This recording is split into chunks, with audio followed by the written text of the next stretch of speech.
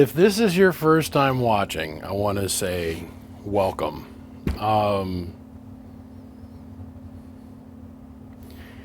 If you have watched multiple videos, that means you're a repeat offender, and I say welcome back. I had an interesting conversation. I've been working on this one little project here now for,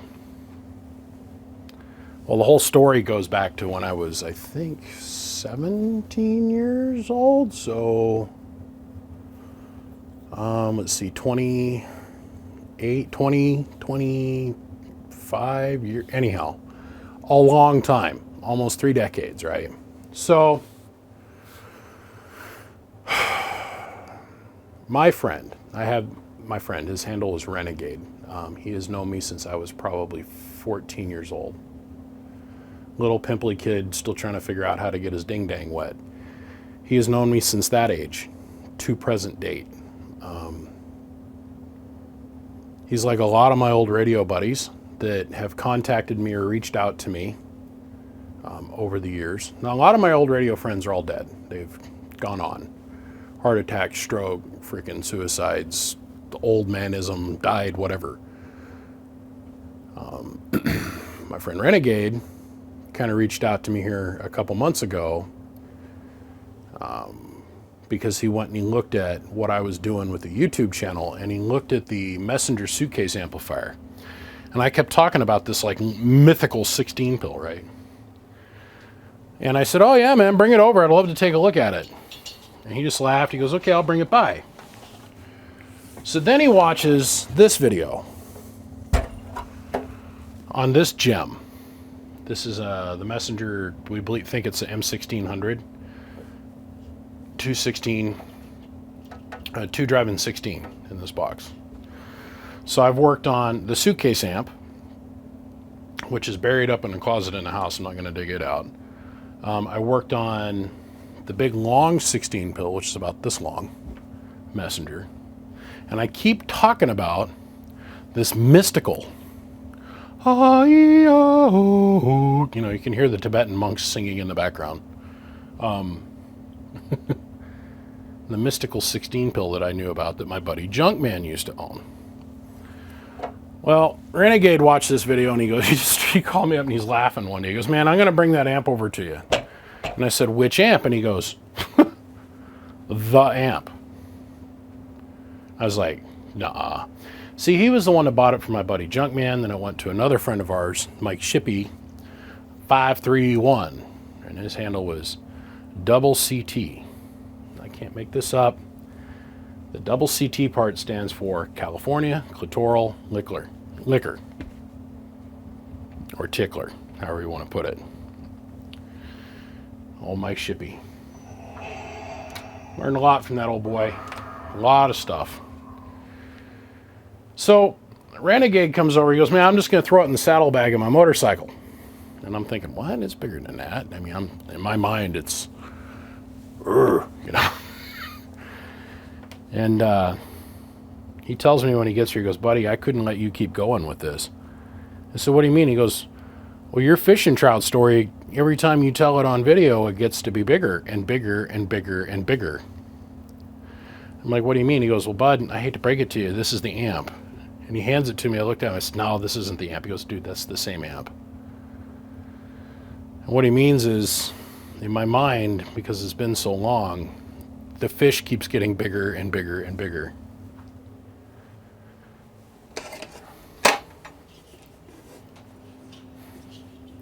The biggest fish story ever told on video. Here it is.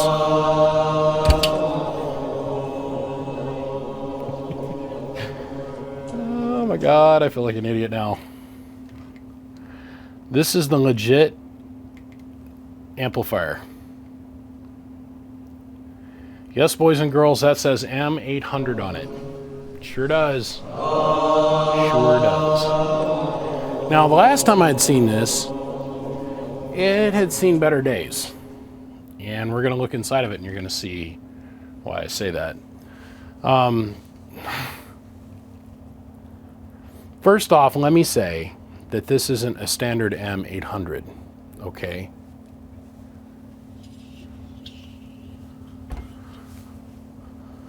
Your standard M800, which I think I've got one of them sitting on the shelf here. Hold on.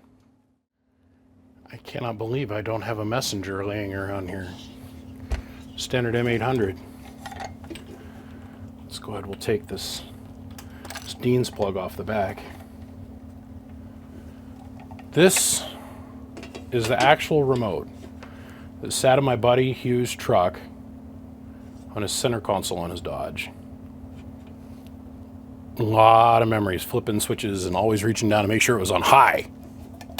Always had to be on high. What I do have is my old bench striker that got replaced with the D-Rail radio. Do you guys remember the 666 video where we took a Striker 490 and strapped it to the bottom of a Messenger full-size export radio?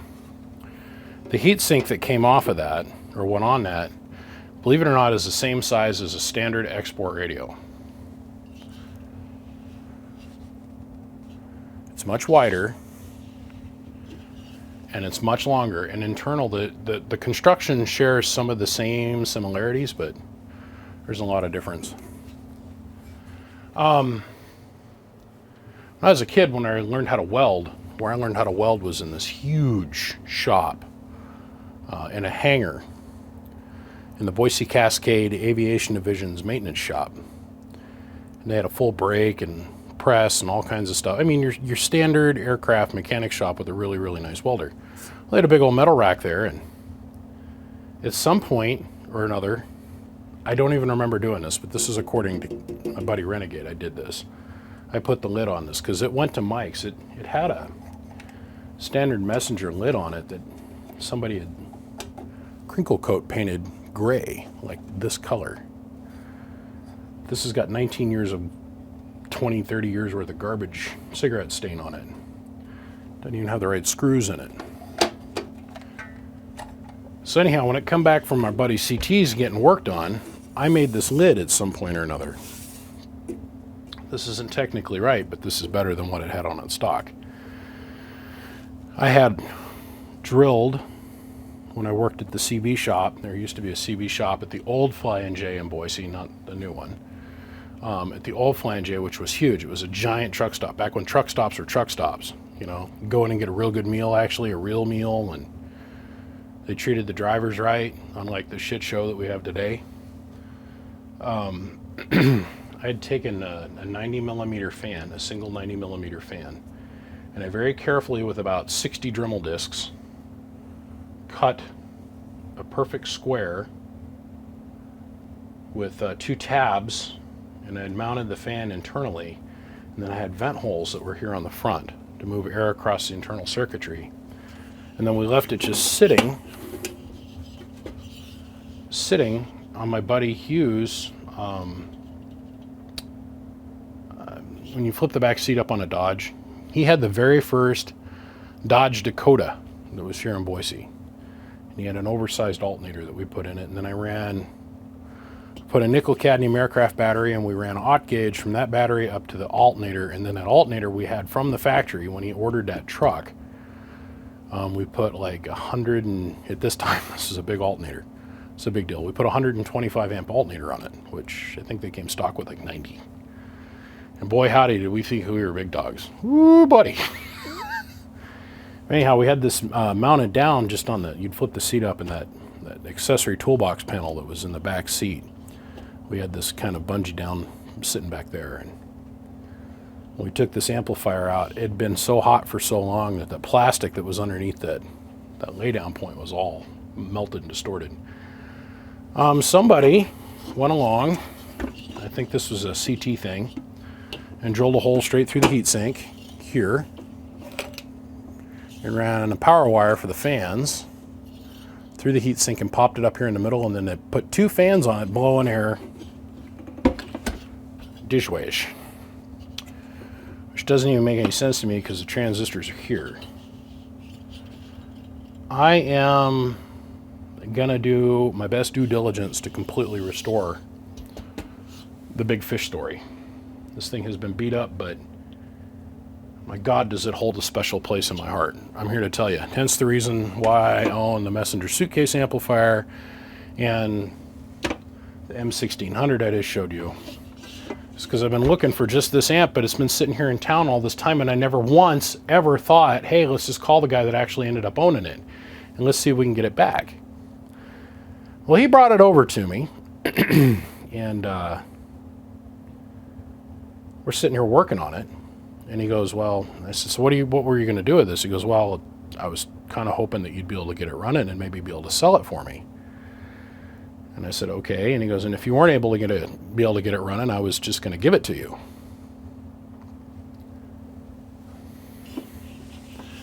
I feel like I got a little bit of my soul back. I have completely got wrong what this amp is. Let's take a look on the inside, though. This is where it gets scary. Ready? Ready?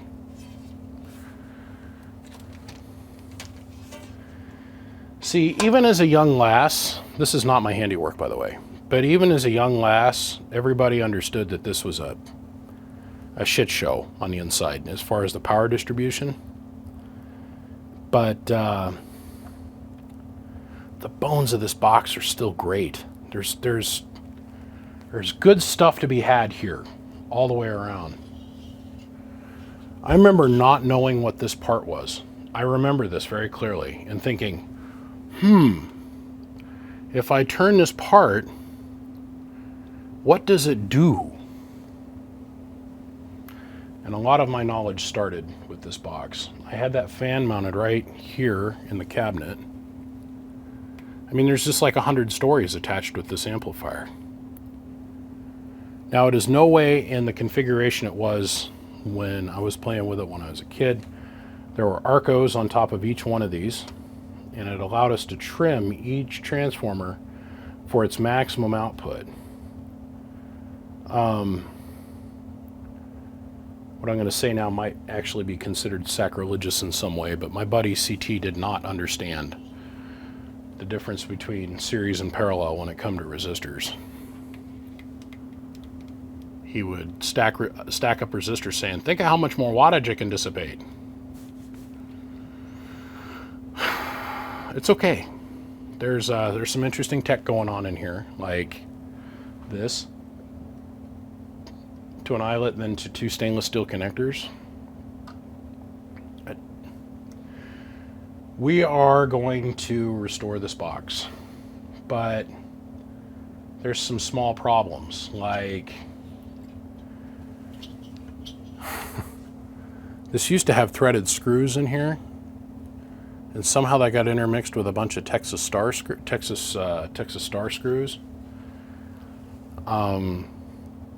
The pills have been in and out of this thing so many times that, like, when it came in here, I believe it was this transistor we had to change, and this transistor we had to change. There were a couple that were blown, and the reason they were popped is because the screws that hold the transistors to the heatsink, the holes have been completely stripped. So I got my work cut out for me on this one, but it's okay. I'm up for the challenge. But ladies and gentlemen, this is my great white whale.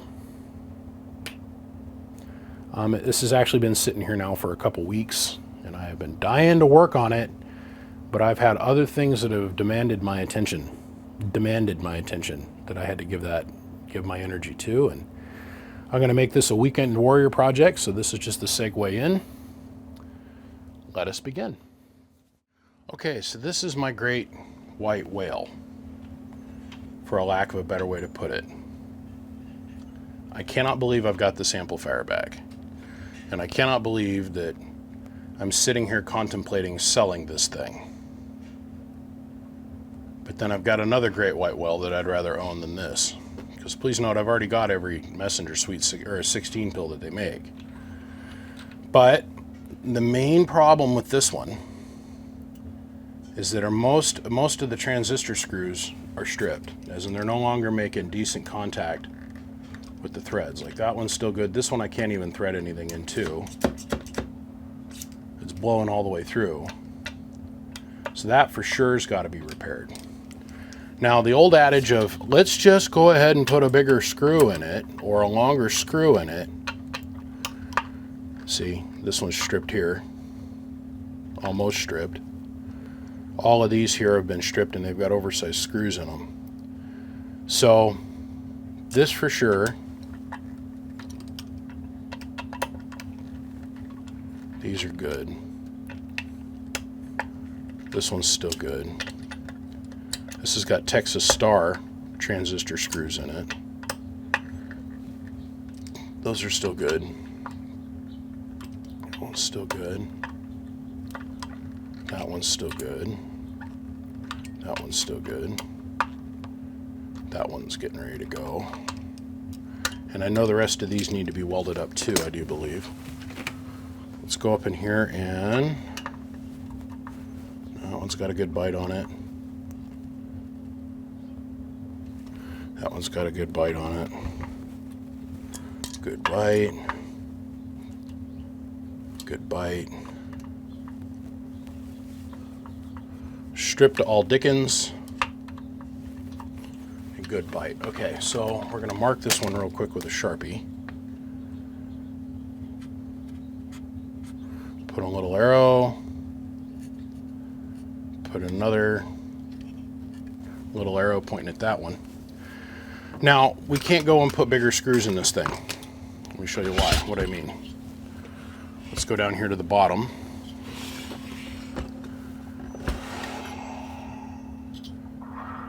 This is why.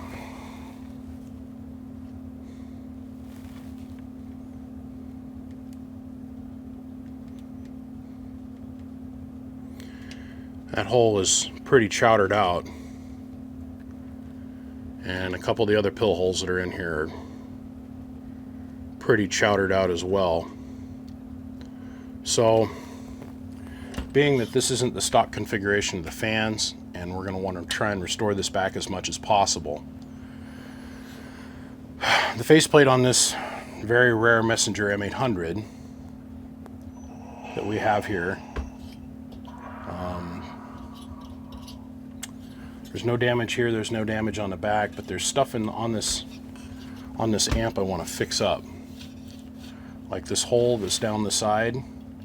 I'd love to fill all this back in and get it re-anodized. Now, I called and I talked with some guys that are really into anodizing, and they said, oh yeah, this will be like $30 or $40 to get it re-anodized, $50 to get it re-anodized. But then I go and I tell myself, well, I'm going to cover this up with a lid and we're never going to see it. And the other problem with re-anodization is if there's any difference in the aluminum and the filler rod, you'll see it. And this isn't an outside cosmetic thing. Like, this hole was stupidly drilled through this heatsink all the way through, right? Then he drilled another hole over here to pass it through, even though there's auxiliary holes that come right out of the back of the cabinet over here that we could have run the fan wires through. It's just silliness. So do I want to go and weld this up?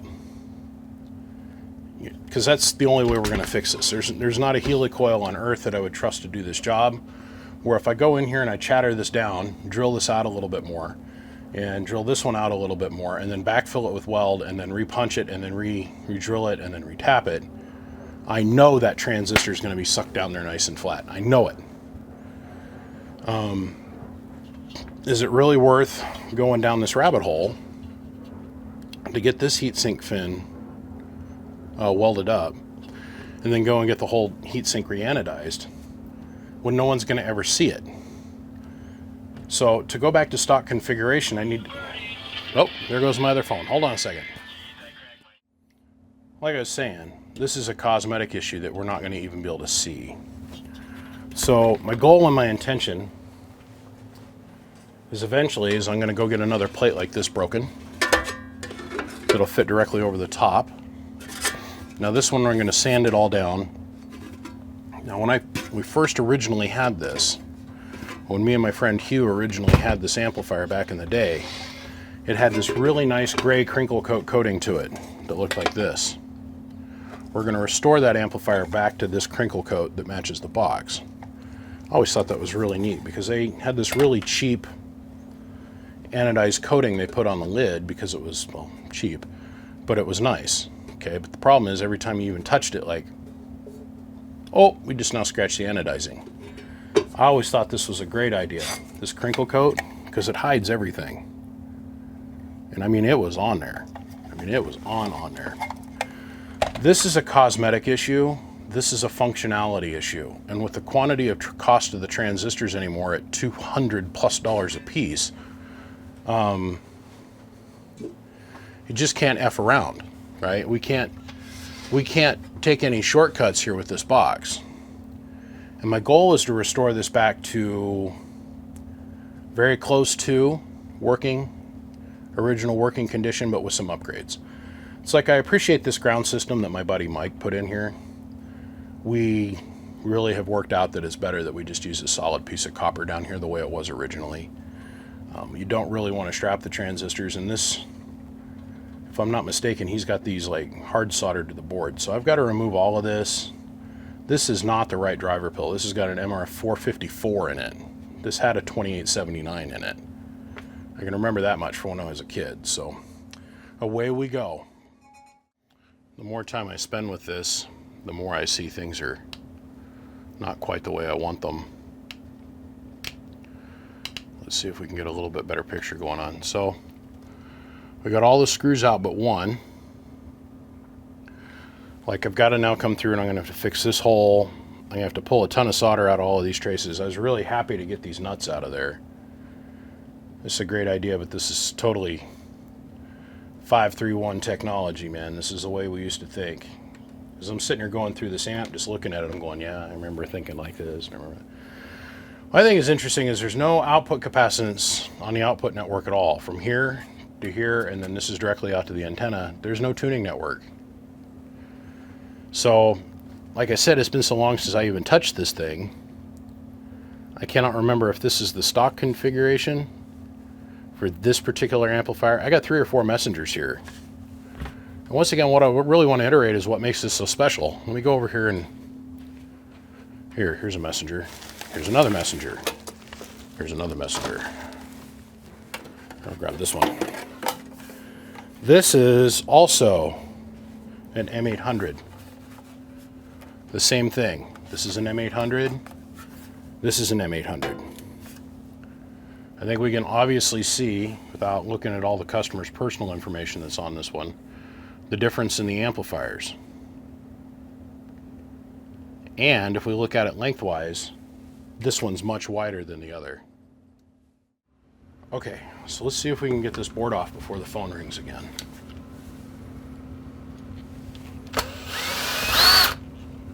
Unless I'm a complete D-to-D, which I think everybody in radio land agrees I'm a D-to-D. A little bit touched in the head. This should just... Gotta be missing another screw.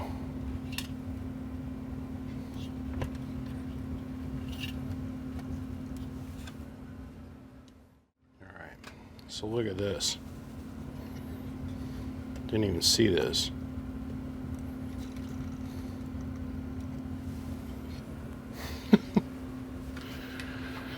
Oh boy. Okay. Just got one more screw here.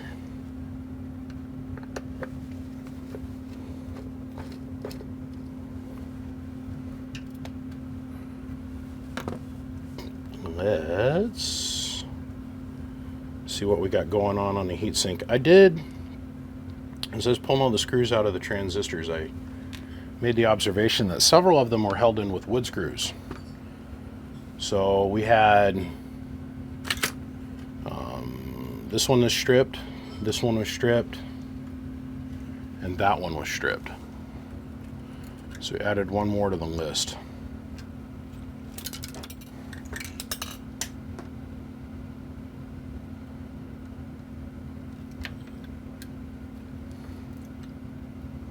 This is neat. This is the zener for the bias on this board, or on this amp. This here is a zener. And it is submerged, which is kick-ass. Okay, we're going to come back to this. We're going to come back to the board here in a minute. But the main thing is that we needed to get down here to the heatsink level. And this is where we're at. So now I got to take a quick snapshot so I can see how this is all put together. So I know how to put it back together tomorrow or next week or whenever I'm able to get around to putting this back into one piece.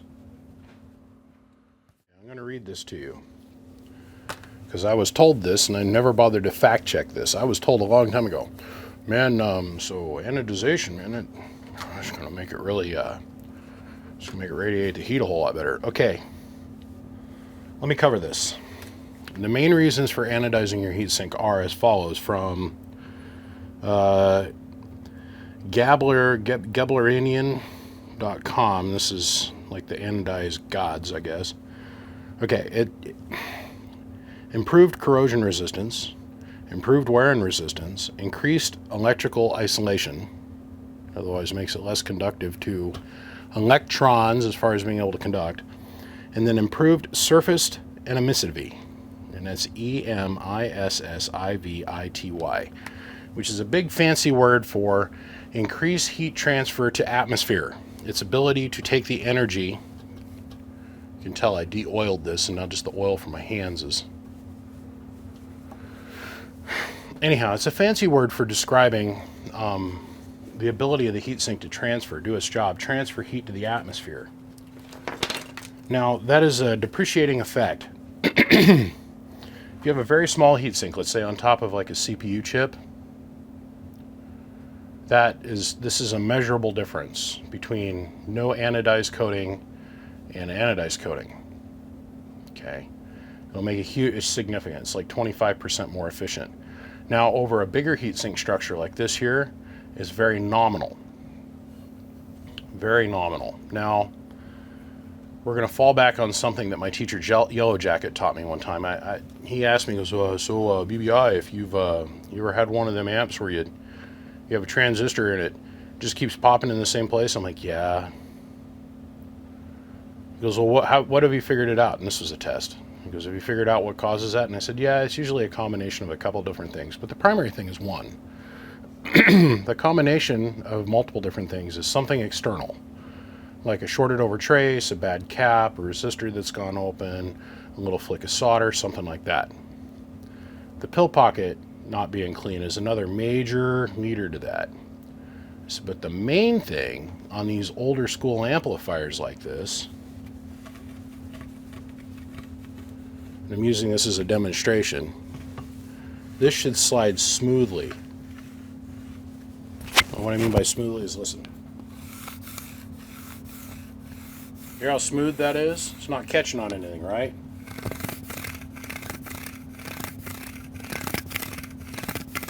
Now this is soft plastic, you guys. But there's enough of a ridge on some of these pill holes to where it's chewing up this plastic. This is like it's like cardboard but made out of extruded plastic. I'm using that as a demonstration tool. Now, our stripped out screws are this one here, and this one here. Now, we go and we take our finger and we run them over these holes, and that one's super pronounced. All it takes is a little bit of aluminum to curl itself up from us putting the screws in, and the transistor can't sit adequately flat to the heatsink surface. Well, that one's ripped up. These two are ripped up. Those are way bubbled up. Those are also way bubbled up. To where the aluminum heatsink has bent itself up at the contact point of the heatsink from us putting the screws in. Now, if we look at the board over here, this thing has seen some hard days, right? Now, the last time this was worked on was probably, I would have been 19 years old, so 23 years ago. Let's face it, 23 years, you managed to learn a thing or two, especially if you take a whole bunch of time and you focus in just on thinking about amplifiers, right? Well, back in the day when a pill went bad, I just changed the pill and we move on with ourselves. We didn't think about this. None of this stuff was even in the equation in our minds to even be thinking about. So that's horrible. There's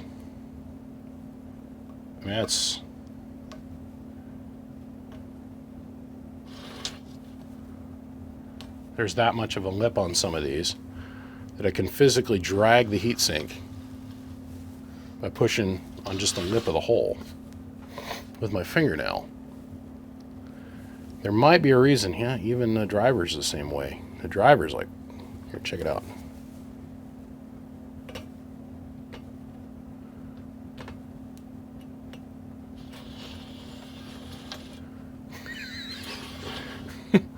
The driver's muffed up too. So I was going to have this whole thing re-anodized, and then I did a little bit of reading, and through the power of Google and a little bit of self-education, this plane, this little piece, isn't super vital over conducting the heat. It's the outside edges and the overall coating on the heatsink that makes a huge difference. So we're going to drill these back quite a bit, and then I'm going to backfill them with weld, and then we're going to sand these down. We're going to sand this whole transistor bed down till it's perfectly flat again. Okay? And then we're going to come through and then we're going to cup each one of these. Countersink them just a little bit to help prevent this from happening in the future. We're going to do the same thing over here. We're going to countersink these. Now I was really worried that if I screwed up the heatsink, just the coating on the heatsink, through the pill bed area where the transistors make contact with the heatsink, I was going to destroy the magic moo, the shmoo, the juice that makes this thing so special by being anodized. Well, what I from just learned and what I just read, I don't need to worry about re-anodizing this. That, and there's a lot of different things that go on with that. If I was to take this and have it re-anodized, first they got to strip the old anodized coating off, number one, and two, the filler material, the filler that I'm going to use with the welder, if it's not specifically the exact same style of aluminum that this heatsink is made up of, unknown made when, 30 years ago, right? Because this amp pre-exists me working on anything by, oh shoot, probably a good 10 years. So this is at least a 30-year-old product. When we go and anodize it, it's going to show up physically different colors, and it's just going to look bad. Or if I just take and I drill this out, like drill this one out, and drill this one out, and drill this one out, backfill it, and then repunch it, and then re-drill it, and retap it, and countersink it, and then just have a nice perfectly flat piece of aluminum for us to be able to mount all of our transistors to and get rid of all of these ridges that are underneath these transistors. This thing over here will quit popping pills. When it came in here, when I got it from my friend Renegade, these two transistors are gone. This transistor was bad. So I was telling him as I'm changing transistors just to show to him that it could work again, because I thought he was wanting to repair this and put it in his truck, and after getting to talk to him, he's more interested in selling it, so I just bought it from him. So 200 and 200 and 200 transistor cost. I mean, really, what's an M800 really worth? Unless it's absolutely pristine or has been completely restored. You know, maybe about $1,000 at the most. Used, untested, whatever. I'm like, okay, 2, 4, 6. We're almost over halfway just in replacing 3 parts. And then I had to go and ask myself, why does it keep popping transistors? Why does it keep popping transistors? And it's always these back 3. Well, this one's not making good contact with the heatsink. This one's not making good contact with the heatsink. So that tells me that this transistor would pop. We change it. Meanwhile, it's going to drag the gain of this transistor down. Change it. Run it. This transistor pops. It drags the gain of this transistor down. Third time around, you're going to pop this transistor. And the same story is going on here. That's why the last 4 of these keep going bad. Food for thought. And we know that to be true because when my buddy Mike Shippey, aka 531, when he worked on it, 1, 2, 3, 4, 7, he was kind enough to write down numbers on the transistors. And these ones up here have stayed the same. But these down here have been the problem children. And now we all know why. Let's get me some filler rod. Sitting over here in the corner. I don't know. I don't know if I got big enough shit to pull this off. I don't know. That's probably a little bit too much. Let's see here. No, too big. Still too big. There we go. It's a little bit more appropriately sized. So I learned how to weld when I was about 10, I think. Oh, let's pull my mic off. Sorry about that, YouTube. Learned to weld when I was about 10, 11, something like that. And then my old man, he used to work for an aviation company here, and I'd go spend the weekends with him, and I'd go out to his shop. This is when I was about 12 or 13 years old. Back when my eyesight was good and my hands were steady, and a soft, warm breeze would come blowing through the room and I'd get a boner. But I was about, 12 or 13 years old or whatever, and they had this big shop, every kind of tool in it the world could ever think of ever possibly having. And one of the things they had in there was a semi-decent welder. It's actually a really, really good welder for back in that day.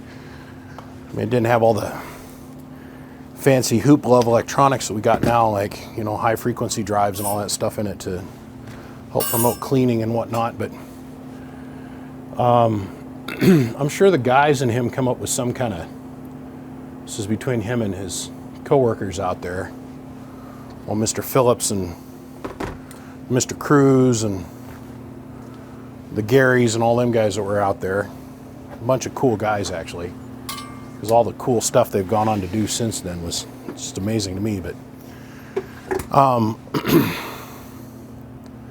they told me I wasn't allowed to work in that shop, and they were just teasing me. Now, this is, you know, come on, we got to think about it. This is a 12 or 13-year-old kid's mind. You got to think about the mindset of the kid and what they're saying to me now. I wasn't allowed to use that shop by myself or use the welder, which had me more fascinated than anything out of that whole shop, until I could take beer cans and weld them up. You know how long I spent working on that task? See, now, there's this guy by the name of Mr. Phillips. I'm still friends with him. I'm not friends with any of the other guys. He kind of takes credit for coming up with this challenge, I guess. And Mr. Phillips is a great guy. He was really funny, big guy, tall anyhow, smart. He went on to help develop some parts that are in every single Dodge vehicle that are in use today, and part of the braking system. Anyhow, I run into him not too long ago, and I was telling him this story. He goes, "Oh yeah, I remember that. We thought that would just keep you occupied for hours and hours and hours and hours." Well, it did. It kept me occupied for about half a day. And now we're not talking about the seam at the top of the beer can. We're talking literally take a knife, poke it in the can, draw it down, and then backfill that gap. So first I tried wire brushing off the beer can. That didn't work out so hot because it made the aluminum even thinner, right? And every time I go to strike an arc, it just blow it away. Just blow the aluminum away, completely away. And I'm still not saying I'm that good of a welder because I don't weld all that much, but I do get to weld from time to time on stuff like this. Now, they also had a media blast machine that was full of glass, little glass beads.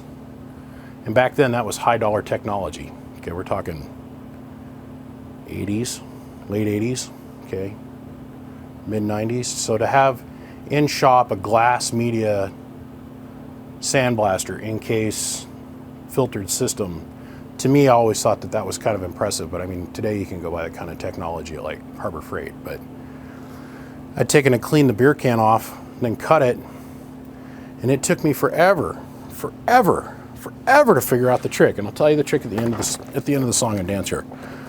All right. So I'm a Miller kind of guy. Miller hood, Miller welder, Miller. I like Miller. I just like Miller. Okay. All welders work about the same. So see, we got the water chiller on. So I told myself when I got to be an adult, at some point I'd buy myself a decent welder. Well, Like I tell everybody, I took everything that I ever made out here for about the first 7 years of business, and I put it back into building the business with better tools. A couple years ago, I had a friend of mine come to town. He helped me go get this welder. We bought it out of an estate. So I got myself a really nice, pretty Miller Synchrowave 250, 350 amp welder. And it's got a water chiller on it and the whole 9 yards. I upgraded the torch, of course, just a little bit because I got real delicate wrists. You know, I don't have to do this a whole awful lot anymore, so I wanted something that's hyper flexible. I got the nice cloth, rubber coated lines instead of the plastic ones on the torch head. It's just a preference thing. And I am not by any means claiming to be the great weld whisperer. There was a time where I was that good. That time has come and gone, and I don't weld enough to really sit here and brag about nothing. But I'm not going to worry too much about the oxidized coating of the anodization. Believe me, that's going to disappear as soon as we strike the arc. And I've got my I got the argon mixed gas turned up high enough, or just straight argon, because I'm doing aluminum. I got the argon turned up high enough that once we start preheating it, because this is probably at the max of what I'm going to be able to weld here, taking into account the size of the heat sink, the coating that's on it, and the amount of amperage that I'm going to be able to get through my little tiny torch head. So we should be able to push a puddle and backfill this pretty well, but let's make it darker in here so I don't have to deal with the blinding glare.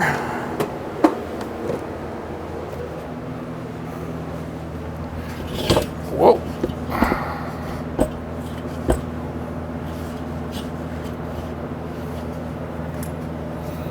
All right. I got ahead of myself. I really did. I had a friend here just a couple weeks ago, and we're building a custom dash bar for his new Freightliner truck that he's got, so he can hook up all his stuff, like his satellite navigation, his brake adjustment stuff, his freaking programmer, his 16 rear view cameras that he's got to have, his XM, his freaking dash cam, his 3 cell phones, his tablet, and a partridge in a pear tree. So we built him this custom dash bar that went across his Freightliner.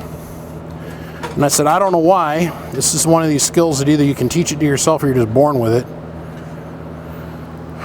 I can run the foot pedal in any orientation and with any part of my body. And he's looking at me like bullshit. So I started out sitting down, but by the time we had it, we're done with it, I'm standing there and I'm standing on one leg, filler rod in the other, and I'm welding. And then we went and we welded up an antenna mount, and I'm sitting outside Indian style. I got my knee, I'm running the foot pedal. I don't know, I'm a foot pedal kind of guy. Don't ask me why, it's the way I've always been. There's some guys that are really good at running the torch with the wheel on the torch head. I say right on. But yeah, got ahead of myself. I forgot my precious foot pedal. Okay. Well, let's see what we can flip an F up here.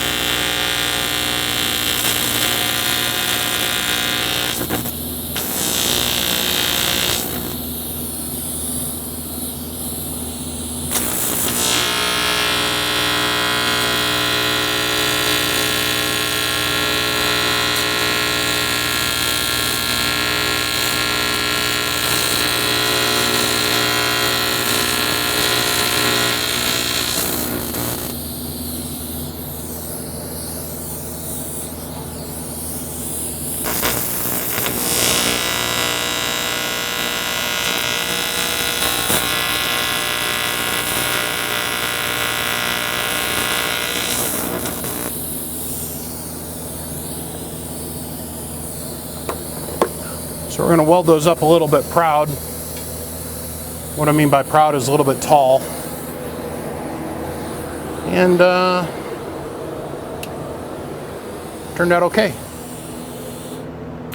Like I said, I wasn't too overly worried about the coating.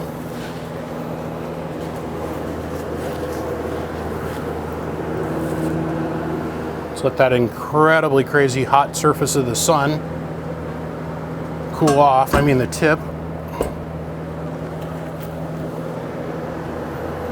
I think that turned out just fine.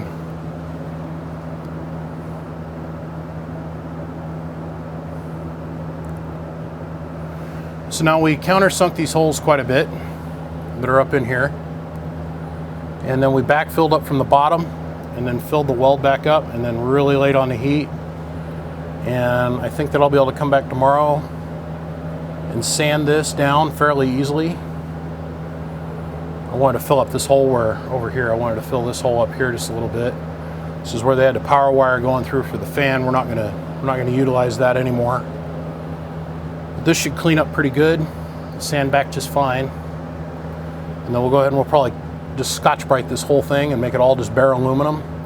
And then we'll let the anodized coating do its job off the sides. I've been waiting all day to do this, by the way. Been managing my boss's tow business, and I wouldn't even attempt to do this while I had the phones today. You know, it was a somewhat quiet day compared to I went and counted 298 phone calls I dealt with yesterday.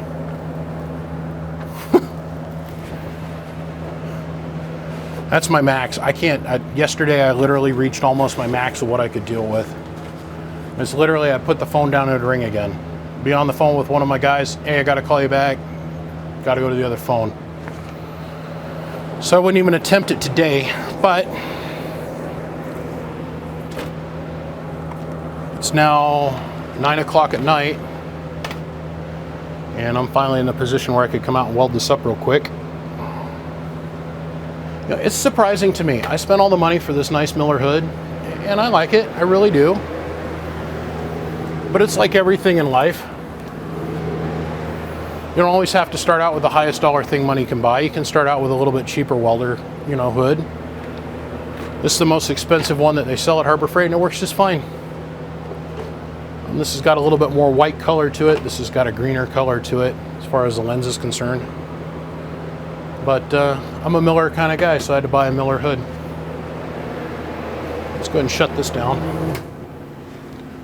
So, back to the original story, to which we started from. So the guys said I wasn't allowed to work in that shop by myself until I was able to weld up some cans. Well, you burn through a can about 24 times and you mess with every single setting on the welder, and the lowest that I could get that thing to draw an arc was about 5 amps. And every time I'd strike the arc, it would just pop right through the aluminum because it's paper thin. And I sat there and I messed with that, and I messed with that, and I messed with that. Now, according to Rick Phillips, after I got done talking with him the other day when I talked to him on the phone, it was earlier this summer, he goes, yeah, you went back up in there and you were messing with that a lot. We thought that'd keep you occupied for days, but he goes, the weirdest thing is you come out in the hangar about 3 or 4 hours later and you'd figured it out. See, Rick's smart. He's a master welder, way better welder than I am, because he's the kind of guy that's always got to be inventing something. And my dad was a decent welder too.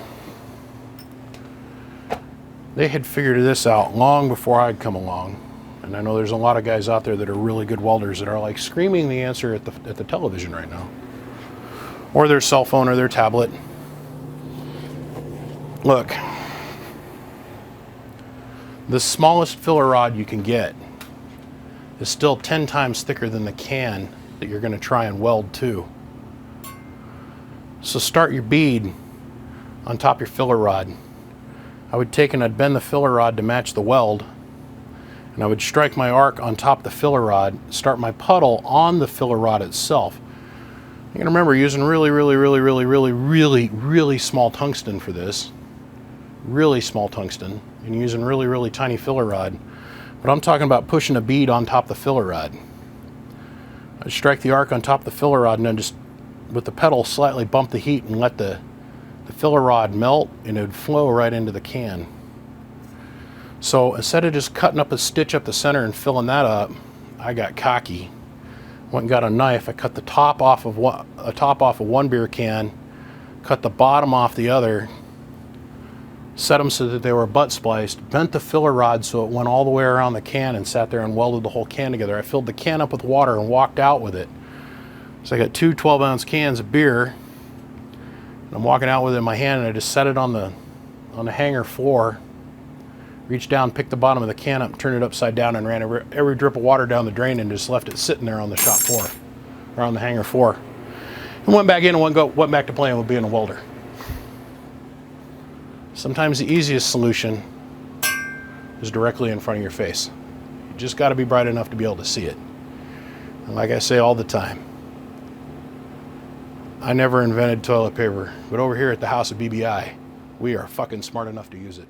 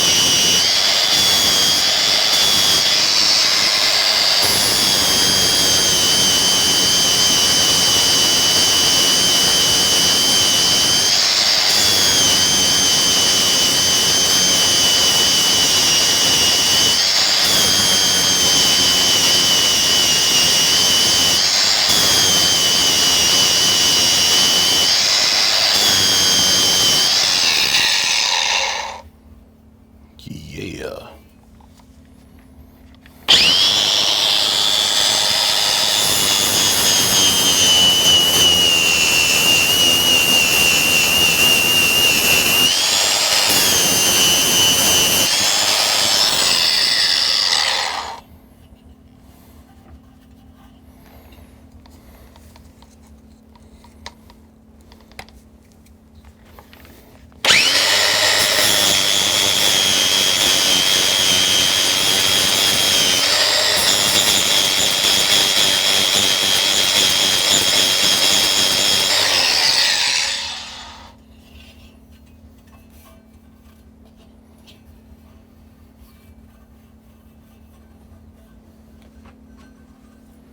Okay.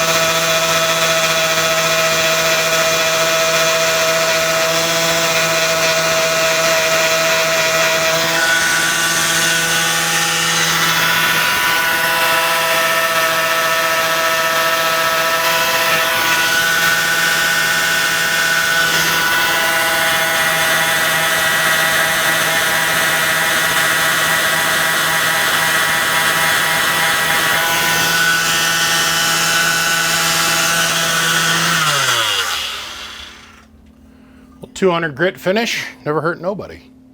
I don't think.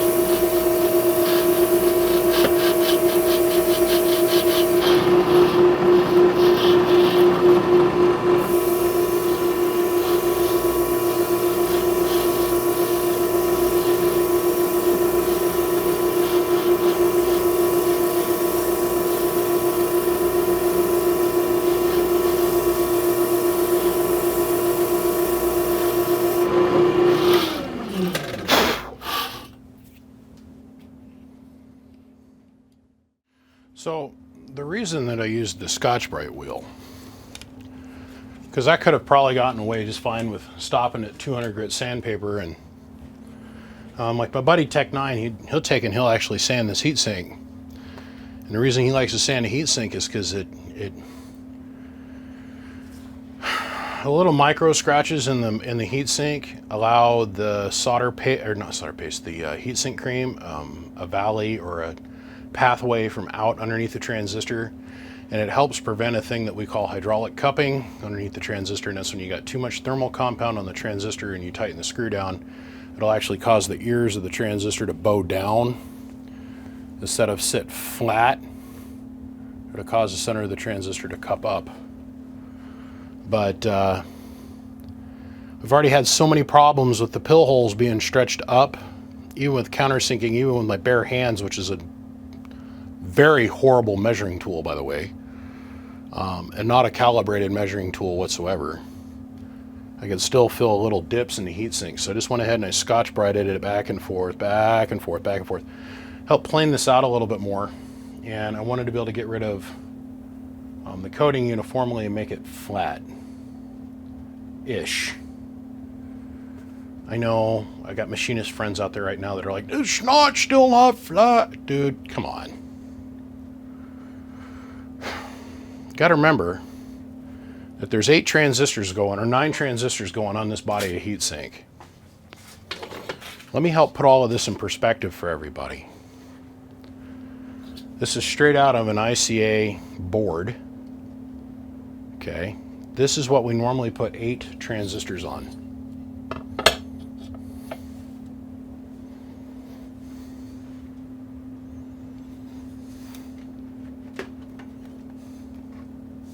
You feel me?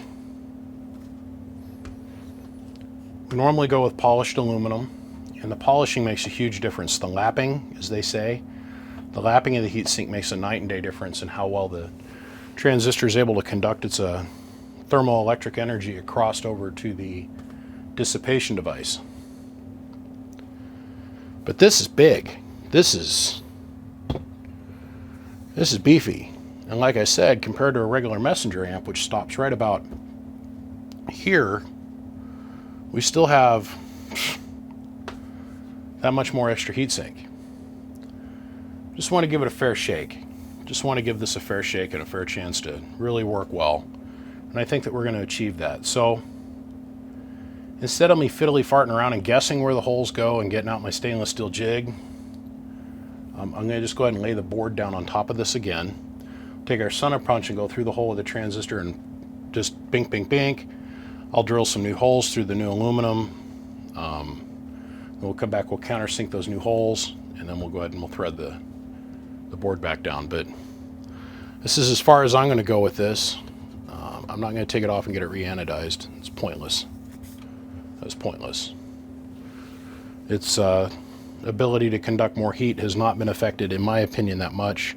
Yes, the bed of where the heat sinks make contact to the transistor is slightly affected, but that oxidized coating, the losing of the oxidizing coating that's on here, which we call anodizing, the loss of that coating is not going to affect the heat sink's overall ability to interact with the atmosphere to transfer the heat, because the coating on the rest of the heat sink is still intact, including, shockingly enough, on the bottom, which yet I've still got to clean this because I want this to be clean, the bottom side to be clean. I don't know if you go back and you rewatch that little last hunk of footage that I just shot with me welding this, you'll see little wisps of smoke coming out from this end of the heatsink. And what it was is some of the filler had dripped through the hole, through the heatsink, and was laying on top the 4x4 I had this sitting on and was burning the 4x4. This took close to 300 amps. I mean, I have the amp knob all the way up on that thing, and I was hovering probably a 1/16 of an inch off full. This thing was soaking up the heat like a sponge. So I had to overcome the heat sink's ability to absorb heat and add heat enough to be able to turn it into liquid. So the oxidized coating getting into the fill was the least of my concerns, but we got this pulled off and it looks good. I'm satisfied and I feel comfortable with it. So let's go ahead. I'm going to clean the heat sink and then we'll move on to the next step. So we went ahead and jigged this up, hit it with the center punch. I just hand drilled this with the Tap-O-Matic. The main thing with drilling heatsink is you got to make sure that where your screws come through the bed of the heatsink, bed fins, where the heat sinks come through the bed and come out the other side, that none of the screws line up with the fin. Because that differentiation between the heat sink and the fin, if you come out the middle of the bed, let's say like down the middle here, you won't break the bit. But if it comes anywhere close to this fin, the differentiation in the torque load on the bit, as it's passing by the fin coming out, the bit's going to want to walk out, and it'll cause the bit to get caught and it'll break the bit off. So when I first started building, nobody taught me any of this stuff. I mean, it's just obvious. It's like, oh, look, oh yeah, no, didn't you know that? You're an idiot. No, it's like I screwed up a couple pieces of heat sink figuring that out, and then I had to figure out how to get the bit out of there. And then there's, I got a couple pieces of heat sink where I had to call up ICA, order new heat sink, and start over again because I had the bit broke off, couldn't get it out. There's too chowdered up, and the heat sink's now worthless because I'm not going to send that out in a new box, So, yeah, and I've ended up cutting those up and using that heat sink for like rectifier heat sinks and shit, and still got the pieces with the bits busted off in them. And really the only way to extract the stupid bit is to go around to the backside and then drill in reverse with a much bigger bit, and you're sacrificing the bit that you're drilling through the heat sink because you're going against a piece of hardened steel against another piece of exactly the same hardness of steel, and it'll chatter against it and you can possibly knock it out. Possibly. It's a 50-50 chance. And then you try to drive it out with a punch, and there's all kinds of other crazy stuff that you do to try and save the heat sink, but sometimes you just got to say, nope, I quit, and you learn to walk away. You put your hands up and just go, I'm walking away. I understand. Me and my ignorant lack of knowledge has failed me, and I've got to start over, and you just start over, and life goes on. So,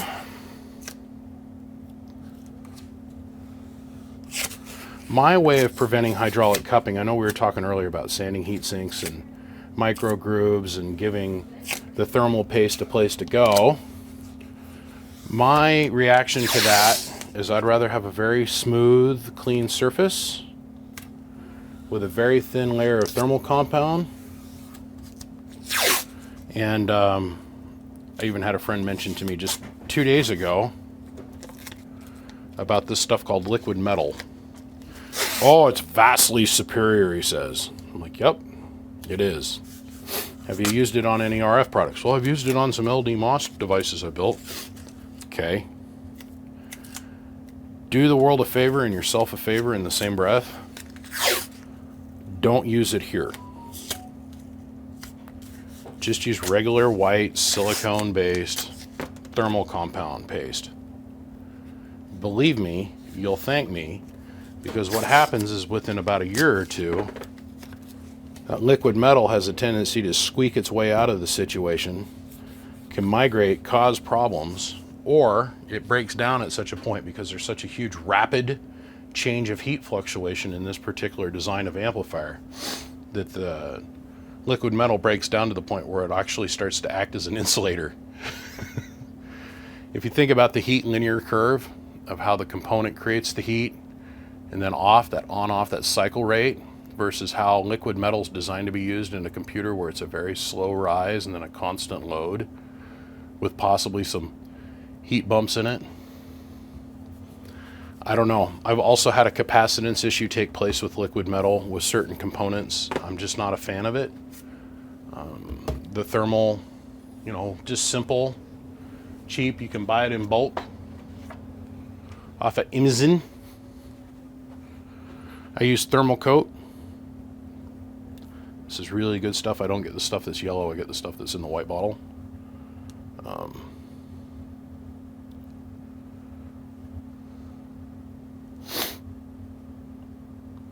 Yellow stuff. I had a friend of mine that used to work at JPL for NASA. And he said they had some problems with it in testing.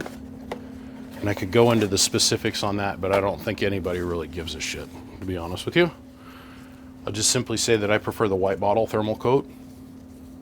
It works really well. I've had amps that have been out there now for like 10 years. The guys will pop a pill on them things. They show back up over here, and I pull it apart and go in there and look, and this silicone is just as happy and pretty and clean and white and virginal as it was the day that I smeared it down on the heatsink. So, I don't know.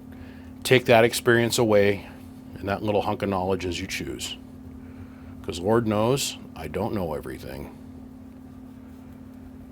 And I'm sure there's somebody out there that's going to go look at a data sheet and want to argue with me about it. And I'm just going to stand here and smile and go, okay. Another fun one to completely avoid is Arctic Fox. Arctic Fox thermal joint compound is the worst for radios and amplifiers. I'm sure it's got its design place in this world, but it started coming to my radar about 7 years ago, and there were guys that were putting it in amps and they were having problems. And then there was a very predominant radio technician that we all know, and he was using Arctic Fox thermal joint compound, and he'd bought a bunch of it. It's like everything that he did for like a year had that joint compound in it, and it went out there and everything ran great for about 8 months. And that joint compound ended up breaking down and turned into a capacitive coupler. And he was having failure after failure after failure with some of his radios because the compound was smeared on the insulator and on the back of the insulator, and it was breaking down and oozing out, and it broke down to the point where it became conductive, and it was shorting back and killing the final. But it didn't do it initially. It took time for it to break down that way. This is what we got going on. I got to take all the glare off of it. It took time for it to do it, to break down. And it's the same thing with the liquid metal. I mean, somebody's going to have to come to me and really, really prove to me that they've done some serious amount of testing, not computer simulated, not, oh, hey, I ran it for a day. I mean, like real world, hey, I've been running liquid metal in my amplifier for 3 years. I've only blown it up 4 times from abuse.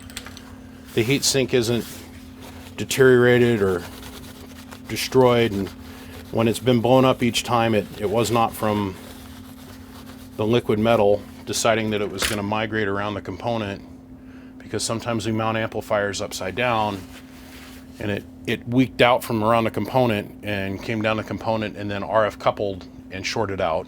I mean, it just, there's a lot of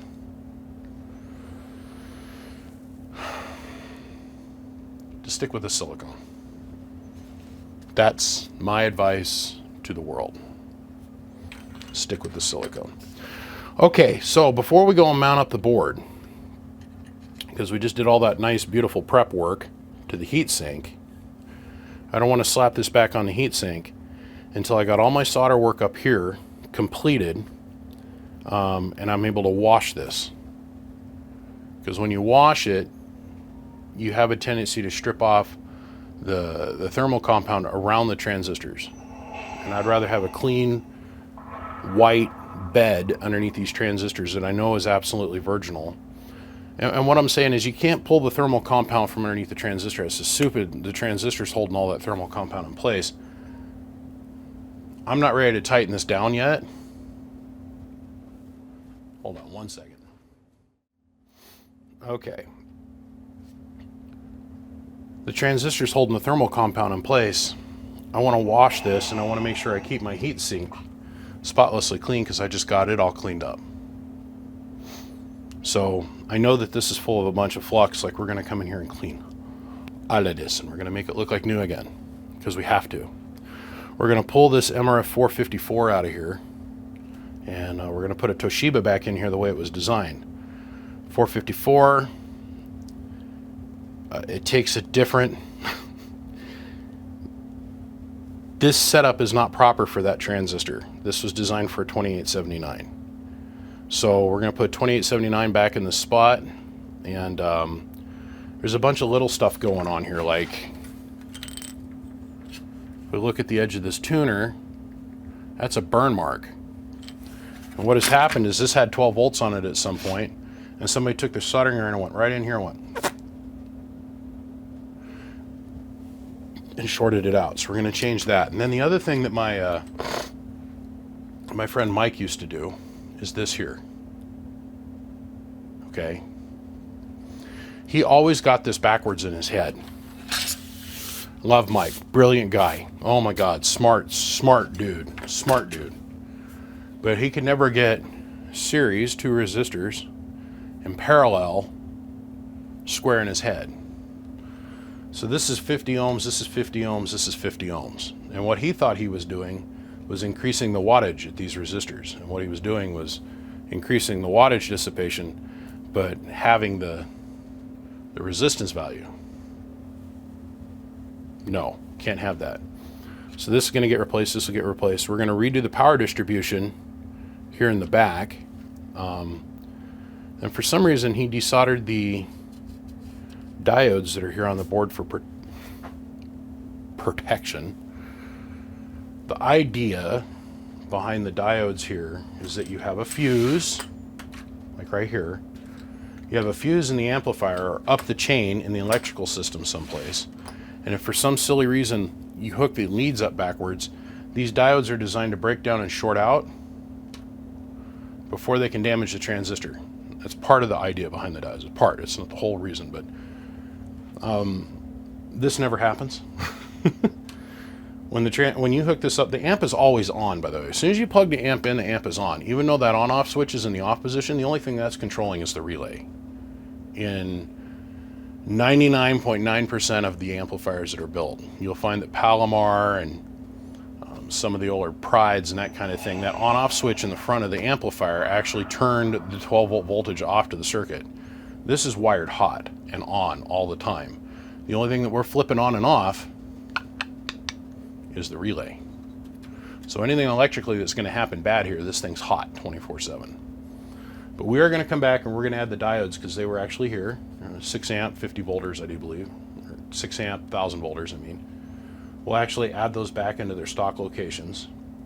Because remember, this is kind of like a nostalgia restoration. This isn't, we're not going after the, oh, let's pull transformers out and put new transformers in and get absolutely every single flipping watt that we can get out of this thing. That's not what we're after here. It's really not. I mean, if nobody wants to buy this thing, I'm totally cool with that. This can stay in my own personal collection because I got so many fond memories of this amplifier myself. And I'm still a little on the fence if I actually want to sell it or not.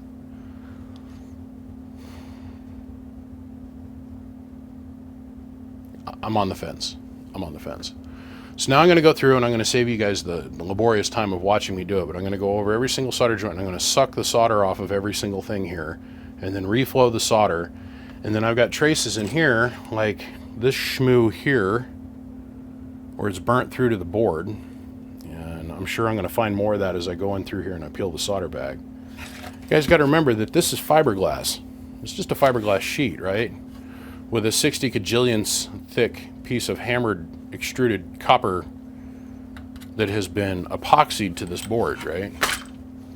So on this kind of deal, what most guys would do is they'll just glob on the solder, just glob it on, fill up that gap, and it'll flow it over and make it look smooth. Me personally, I'd rather come back through, suck all the solder out of there, then cut the trace back here, cut the trace back there, then take stuff like this. This is magic on a roll. This is copper tape. And we get it down in here in that landing and we cut it exactly to the trace lengths that we need. And then jump the gaps here, jump the gaps at the front. And so we have the exact thickness that we need. It looks perfectly smooth. There's no holes in the board, that kind of thing. I use this to repair traces all the time. There's plenty of videos of me out there using it. So let me get on with that and I'll get back to you.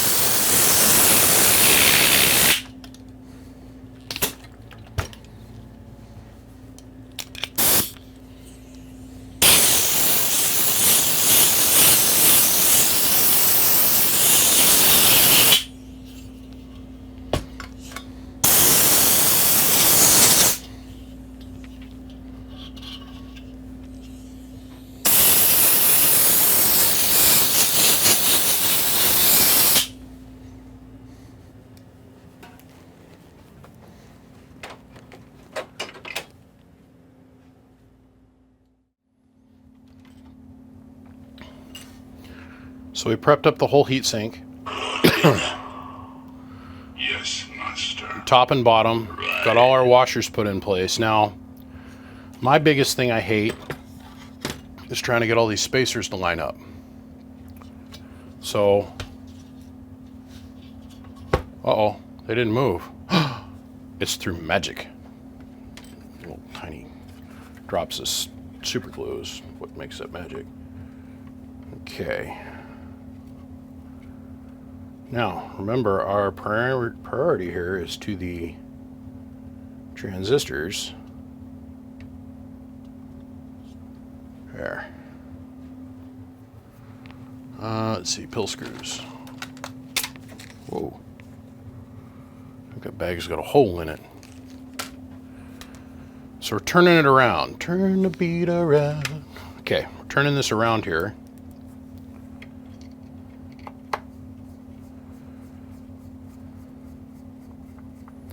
We're going to use all new screws to hold this together.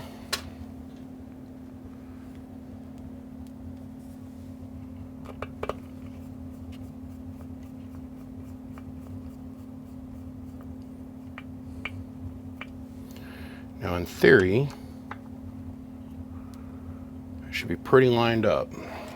That's the one that was stripped out.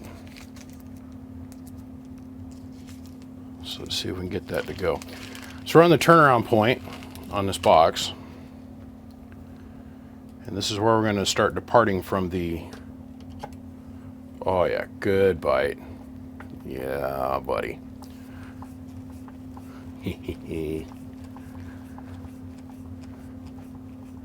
Yeah, no more uneven surfaces there, guys.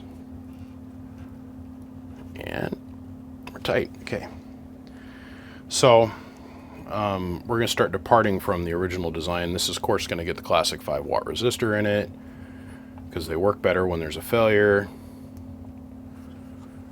I mean, it's like the little stuff like this you got to watch out when my buddy was working on stuff. That's... Focus on my hand. See that? That is two 10 ohm resistors in parallel, which does what to our resistance? It lowers it. That's right. So we can't have that. That's because he didn't have the white wattage resistor, which goes right here. Well, I had the right one, so we put it in there. Oh, these transistors are going to be much happier now. They're going to be able to get rid of heat. Now, when I had it last, when I worked on it 2.5 decades ago, there was adjustable variable capacitors on the top of each one of these transistor or transformers. And I was simply able to trim all of those to perfect resonance for each 2-pill section. And now I'm not saying that I did that with any scientific measure. I did that with a watt meter and literally keying it up going, hello, and then adjusting each one of the transformers until I got absolutely the most wattage out of it. Didn't even know what a spectrum analyzer was then. I just tuned for max peak power, which is not the appropriate way to do it. So these output capacitors, I have a feeling are going to change, but we're not going to dick with that until we have a chance to run it and test it. But instead of me wasting minutes of your guys' precious lives slowly going down the tubes watching me screw in transistors, we're going to cut away. And when we come back, the board will be fully attached. Everything, oh, that's a good one. Yes, sir. Fixed that one up right, I think. We come back, the board will be down, everything will be attached, and I think we're going to work on swapping out this driver. So we shall return. I want to show you guys this. I totally forgot to mention this in the last segment. So on most messengers, they have a strap of phenolic and copper clad board that's paper thin that goes all the way down the transistors. And they do that because the spacing of the ground in between the transistors is so poor, there's not enough of it, that it can't adequately deliver the current, right? And what we've discovered is all that really does is it traps heat into the transistor, dramatically shorting the transistor's life, making it not last as long because we're holding heat on the component. And remember, in the optimum world that we're wanting to achieve, we want the heat to be able to be dissipated as quickly as possible. Now, I've done this on several other boxes, and sometimes I don't futz with it because it is a lot of work to do it, but I'm just not a big fan of it on Messenger. Now, some of the ones I want to keep really, really stock, and the Messenger design is still good. Don't get me wrong, but if you think that little piece of 10 gauge is going to be able to carry some current down the middle of this thing, and you got mono distribution here in the middle, you are mistaken. This thing here, this heatsink, unlike most messengers where the ground comes in and the ground is so hardily distributed through this area of the board, this ground comes in and it attaches directly to the heatsink. And throughout the heatsink we have multiple hookup points that are carrying ground, so we have unified ground all over the cabinet. That's why over here in this corner we've got a ground here and we've got a ground here that goes to the heatsink. The metal mass of the heatsink will always be able to conduct more current than wire ever will be able to do, period. There's so much more metal mass. So by bonding to the heatsink here, the way it was stock, but then on top of that they had this wire that came off that bond point over here in the corner and hooked up to another distribution bus that went all the way down the length of this thing. Not cool. Now what they did to help compensate for that is we've got a ground hookup point here, one here, now we've got this one here in the far corner. The tabs in between the transistors are still starving. So to capitalize on the proximity to ground effect, I made these little piece of copper tabs, which I hand punched, hand drilled, and then hand sanded so that they're little eyelets, and I bring them up from the transistor screw hole. The tab of the transistor, the heatsink, and that screw over this short of a distance is going to carry way more current than this little tiny piece of trace can that's got to go from here all the way around to here to make the connection, because this trace terminates underneath this transformer. So it's picking it up off of way over here versus this tiny little short distance. So you only put 8 of them in. This trace here is more than adequate to carry enough ground current for this transistor. You got to remember, each one of the transistors only pulls about 24 amps max, right? So I'm asking 12 amps worth of current to go across this trace. 12 here, 12 here, 12 here, 12 here, 12 here. This makes a measurable difference, as in hundreds of watts worth of difference in the operation of the box. So we're going to add these little ground tabs, and like I said, this is where we're going to start departing from the stock configuration, and we're going to start tweaking it just a little bit to make it work with a little bit more modern technology to it. What I am really interested to see is that there's no output tuning network here. There should be an inductor coil. My brain is telling me there used to be an inductor coil and a tuning capacitor someplace, but it's just not fitting where it needs to go. This was all tuners. I remember this. This was all tuners. Let me get the rest of the board screwed down and get the amp put back together. I just wanted to show you this and my logic behind it. You guys have seen me do this before. I've done it in a couple Sweet 16 amps, and I think a couple of Messenger amps, but that phenolic strip, this amp never had it in it. It had a wire that came over and it came to about here, and then it had a piece of like 12 gauge or 10 gauge or something like that, 14 gauge, that ran all the way through here. And we're going to mimic that to try and help keep it stock. He had an eyelet that was crimped on here. I took the eyelet off and recut the wire, and we're going to use this ground. We're going to come off the ground post, and then we're going to come to a ground distribution kind of bus thing that I built that'll solder to here and to here. And that's more for visual aesthetics than anything, but yeah. Oh, the other thing I want to talk about is the Zener. The Zener is really, really cool. The reason it's got thermal compound on the Zener is as the amp heats up, your bias current has to change. That's the reason that there's thermal compound underneath this spot for this diode. This is the bias that controls our driver, and this is the bias that controls our 8-pill transistors, okay, our final stage. So the heat, we want to utilize the heat of the amplifier operating, transmitting that heat to the zener, and the heat in the zener will change the current that the zener is going to allow to be present for bias. So as the amp heats up and it cools down, it allows the bias to stay linear with the heat operation of the device, which I always thought was just a brilliant thing. I mean, it's not really applicable in some of the amps that we build today, but to see this much forethought 30 years ago into the circuit, it says a lot about the guys that actually did Messenger.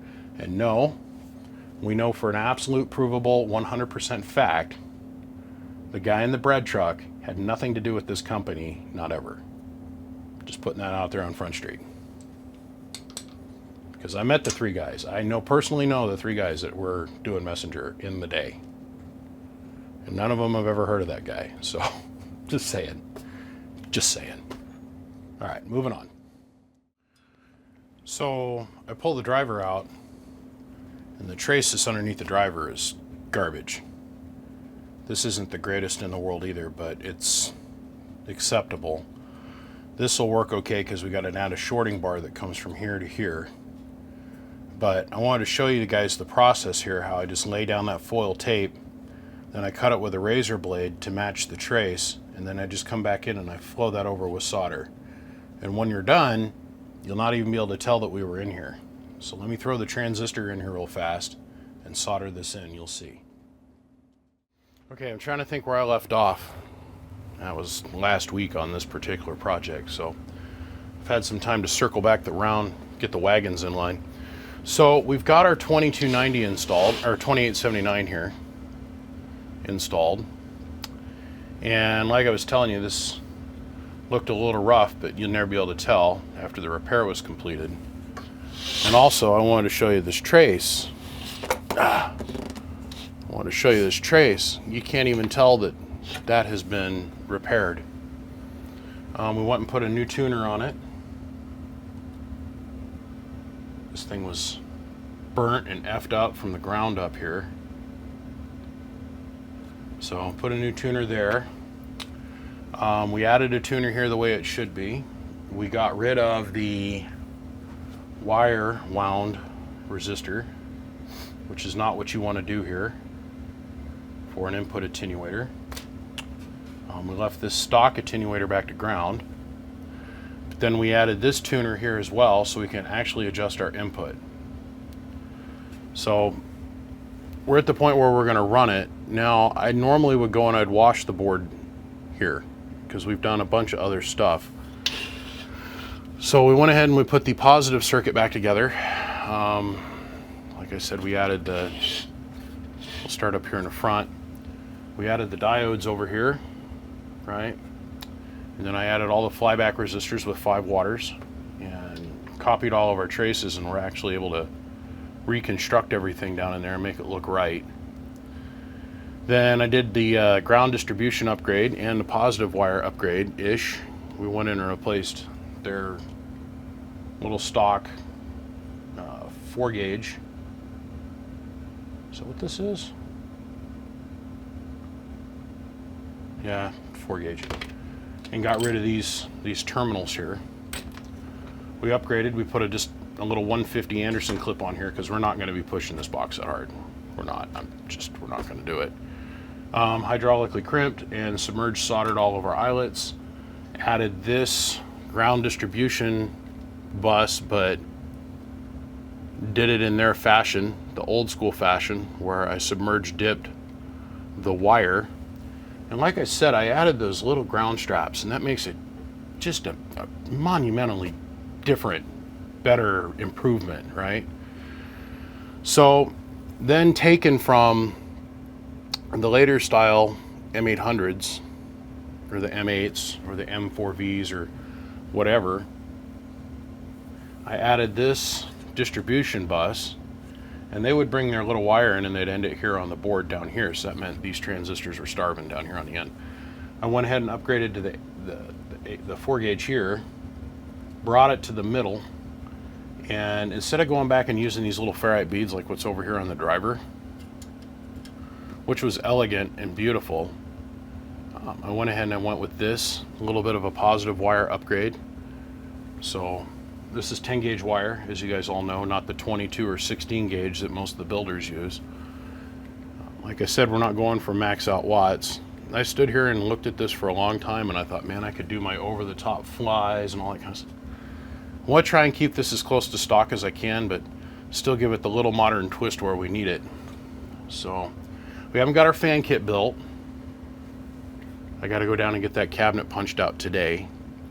And then I've got to sand out the lid that I called and I asked my friend Renegade, I said, where did this come from? Where did this lid come from? And he goes, dude, you did it.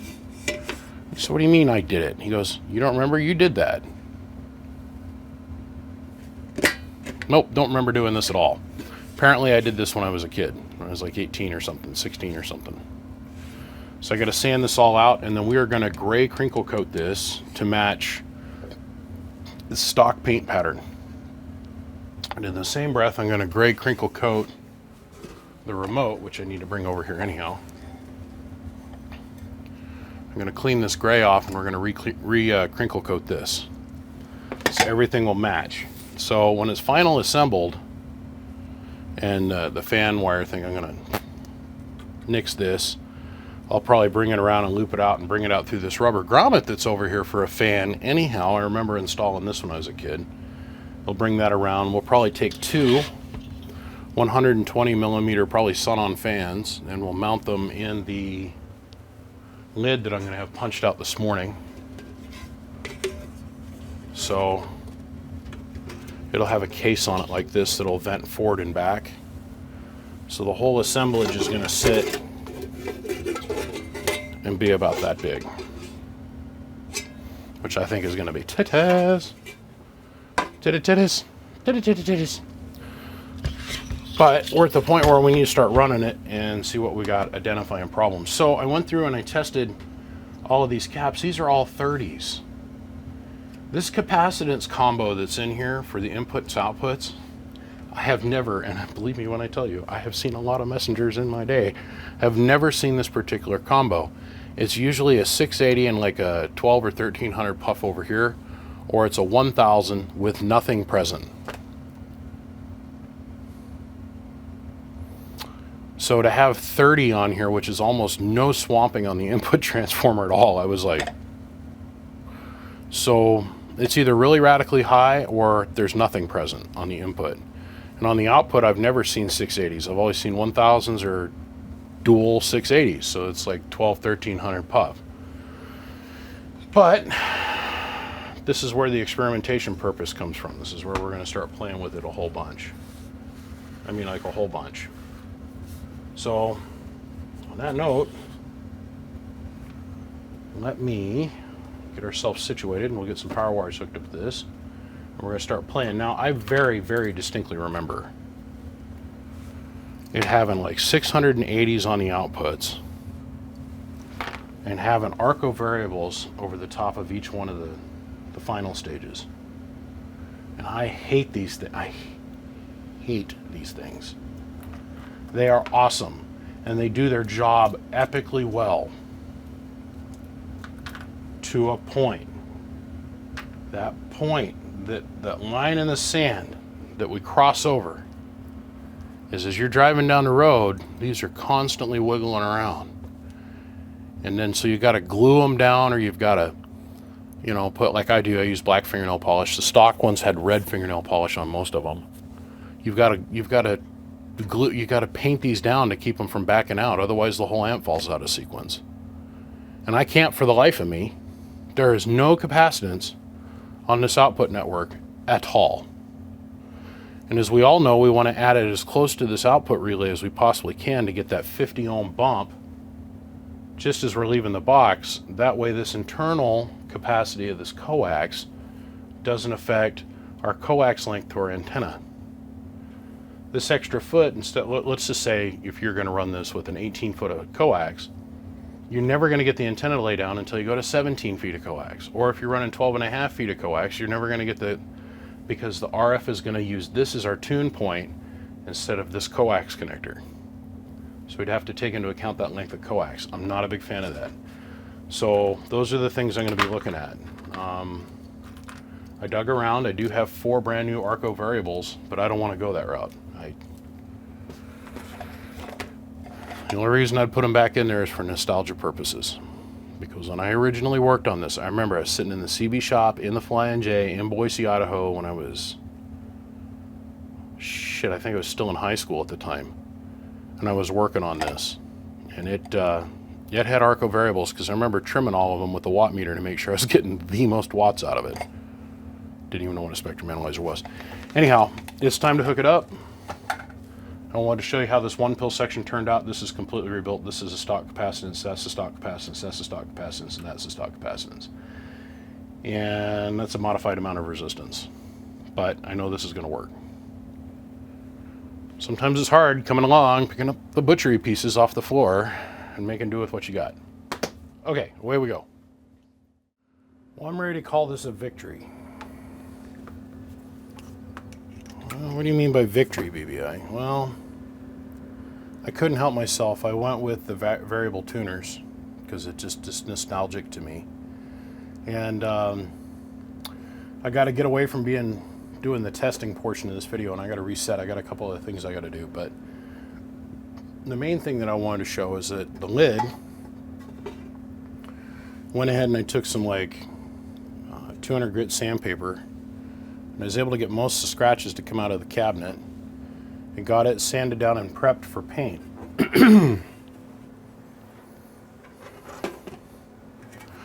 The other thing I did is I went and I made a mirror copy of it, the same thickness of aluminum. And the reason this isn't sanded down and prepped for paint is because I got to punch the holes in it for the fan. So we're going to do that here in just a second. But before we get that far, and I'm starting to lose the heat of the day, which is pretty important when it comes to painting. Everything in here works now. The preamp has been repaired. Preamp light's now working. Our sideband delay is now working. I got to take this whole box apart. I'm going to sand this down and repaint it as well. Apparently crinkle coat's really kind of hard to come by, so we're going to use a gray hammer finish. So first we got to put down a couple layers of primer, then sand this back and then wipe it, and then we can go ahead and we're going to do our crinkle coat, which this is a hammer finish, gray hammer finish. I think it's going to look really nice. But I call this a win, me personally. So we're in 2X. So this meter here is in 2,000 watt slug, so all the way to fully deflected is 2,000 watts. That's 1,000 watts RMS and a 5 watt slug in reverse. So on the 2,000 watt scale, we'll shut everything off here. At 1, 2, 1, 2, 1, 2, 1, 2. That's all we're putting into it for drive. Hello. Hello. Depending on what angle you're looking at it from,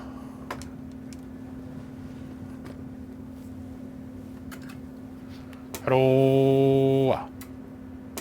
Hello. Hello. We're getting 1,800 out of it, and that's with less than 20 watts of drive, and that's a 1 drive and 8 and an oversized messenger, which even according to the print on the back of the amplifier back here, 10 watts in is supposed to produce 800 watts out max. So we've doubled that. Now I don't know if their rating at messenger was an RMS or whatnot, but we've overcome all the problems that we had going on with it.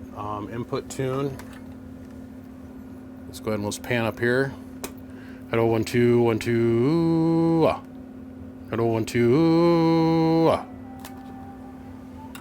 It's rocking right along. Nice flat input tune.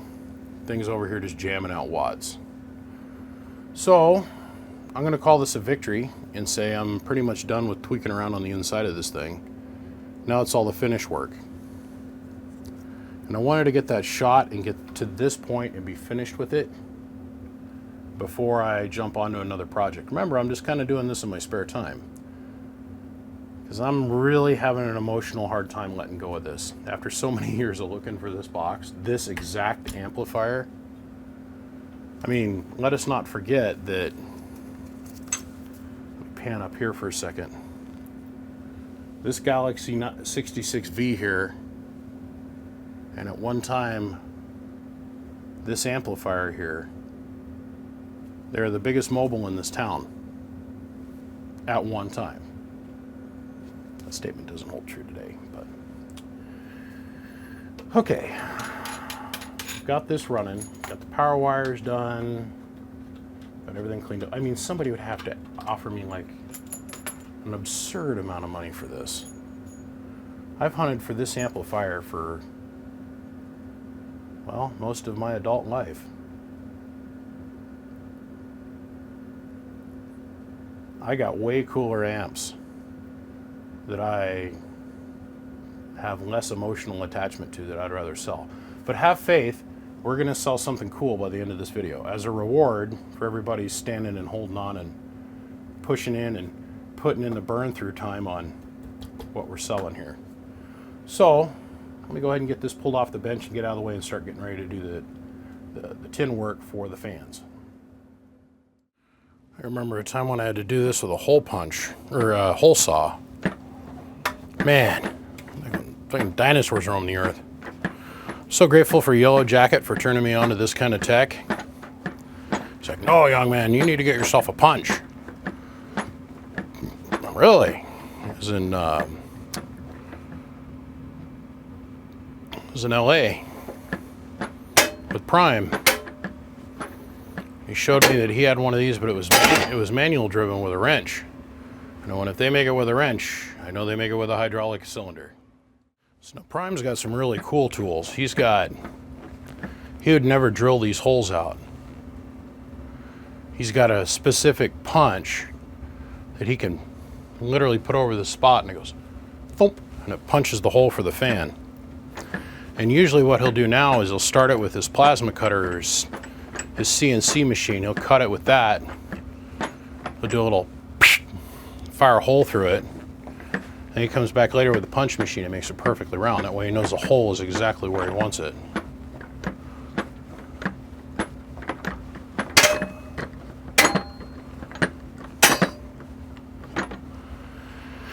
Oh man, it's so much easier than trying to hold a hole saw perfectly steady. This is such a more elegant way of doing things. Cooling them and everything, it's hands down. All right, off to sand it.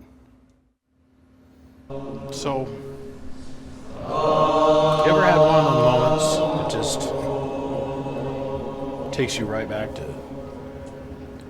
when you were a child, and it was a formative moment in your life where you're like, man, I will never have anything as cool as this. I remember when we installed this in my friend Hugh's truck, I was sitting there thinking, God, I'm never going to have anything that neat. Ever.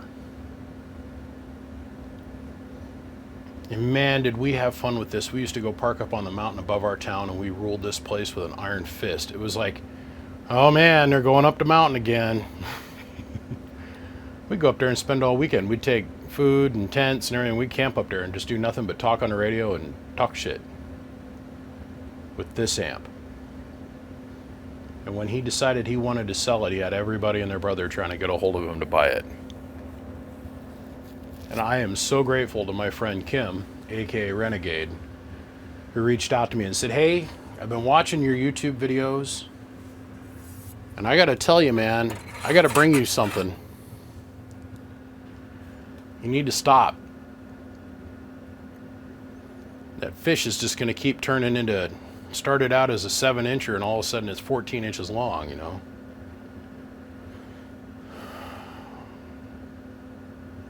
This turned out better than I thought it would.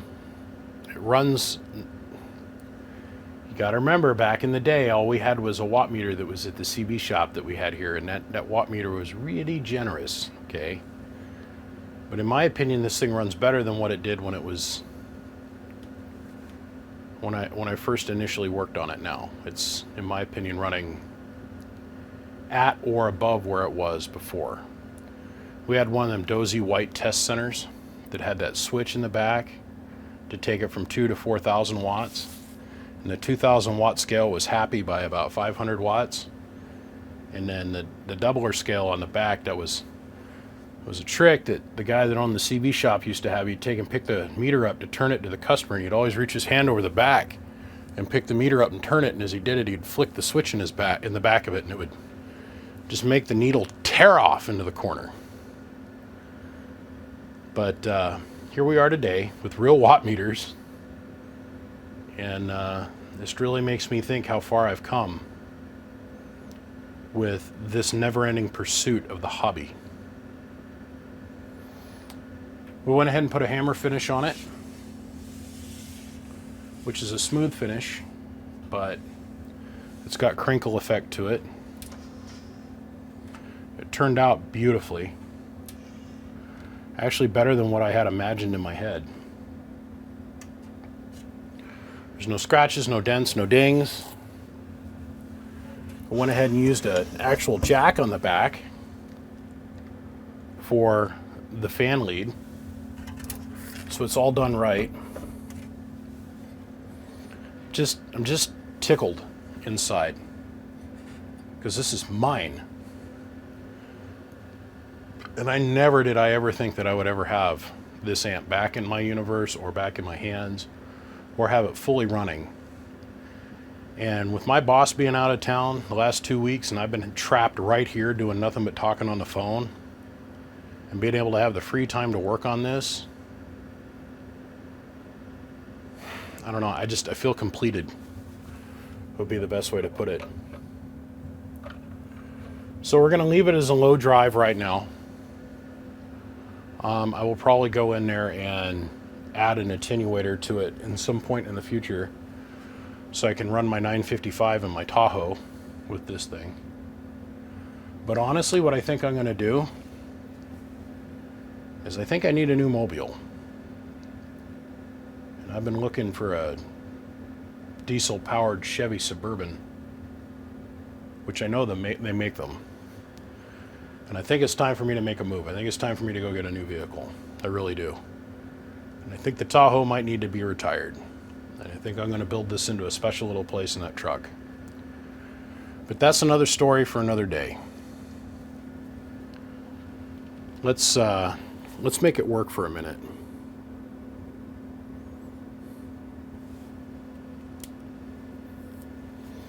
That's a 1,000 watt slug in peak, 1,000 and whatever you want to call it, and a 5 watt slug in reverse. Back from the Bird 10,000 watt dummy load. We're going to put this thing with this much drive. Hello, 1, 2. Hello, 1, 2. We're going to make it disappear. Hello. Got the mic too close to the amp. Let's take that up to 2x. So now full deflection to the right is 2,000 watts. We see about 1,800 pretty steady out of it. Hello. Hello. Hello. Out of a 1 drive and 8 biased, I am absolutely happy with that. We'll take the knob, we're going to turn it down to low. Hello. Low is 1,100 watts. Medium. Hello. Same as high. Hello. Medium is about 1,600 watts. High is about 18. I'm tickled to death with this thing.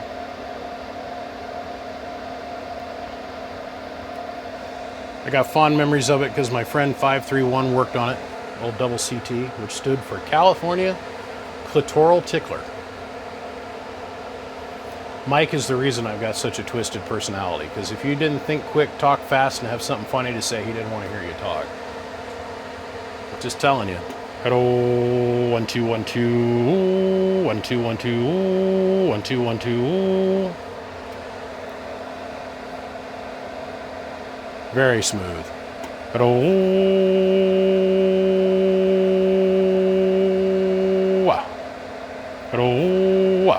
1 2 VDI, VDI, VDI. This was built in a different era for a different class of radio operator in a different time. And I have helped return it to its former glory. I've never seen another one like this. They're all about this big. So there's like an extra 8 inches of heatsink on this amp, which makes it about right for the way that it is cooled. Now, if we forced air cooled it where we were pulling air in here, let's say, and then exhausting air out the back somehow, and it was wrapping around and going through the whole cabinet the way we do things today, it would be better cooled, but we could get away with much narrower heatsink. But like I said, I think we've fully covered the inside of this little guy. Now, I have been thinking about this now for 3 weeks. I have not stopped thinking about this now for 3 weeks on what I wanted to do. Here's my dilemma. I don't want to sell this, but I'm going to need to sell this. So I have amplifiers like falling out of my back pocket that don't have an 1/8 or even a 20th of the sentimental value that I have for this box. So for me to keep this, I have to sacrifice something. And I think what I got to sacrifice is something pretty epic.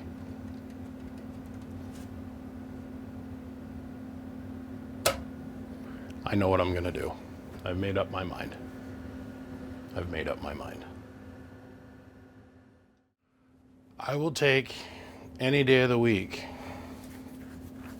the knowledge that I have this back in my hands, and I think what I'm going to do is I'm going to sell this.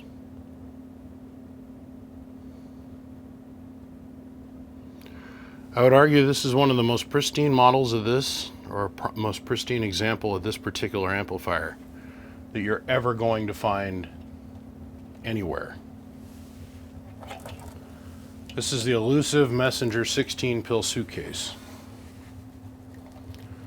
They're out there. You don't know what kind of condition they're in. This came to me as a trade, and I built, well over $4,000 worth of amplifiers as a trade, because the guy that owned it knew exactly what he had. Now, it was filthy as frig when it got here, but I completely took it apart, restored it inside and out. It says 2 2879s driving 16 2879s. It's exactly double of this. I don't want to sell this thing, but it has come to my conclusion and my reality and my knowledge that it's like I don't get to keep everything. Okay? I don't. As much as I'd like to. I'd say about $4,000. Taking into account each one of the Toshibas that are in here is worth well over $200 now. And they're a matched set of non-red dots at that. And I think they're the cursive Toshibas too. That's how old this box is. I'm going to put a link below in the description if you want to watch this video. It was a very long and drawn out video just like this one, but I don't want to let it go, but I gotta. I don't want to let it go, but I've got to. So first one to me with PayPal money. I'm not taking credit cards. I'm not going to take the credit card hit. You're going to have to pay me with PayPal. I'd say $4,100, and I'll throw in the shipping. $4,100. That's it. I gotta go, I gotta move on. This is the end of this story, the end of this trilogy. This song, this dance, this trip down memory lane. I've tried to reach out multiple times in the process of repairing this to the guy that owned it, and I can't seem to get him to answer his phone. I don't know if his health is finally deteriorated to that point or not, but he's the only human being I've ever met that could smoke 3 packs of cigarettes a day. His lighters, I remember this, his lighters used to last forever.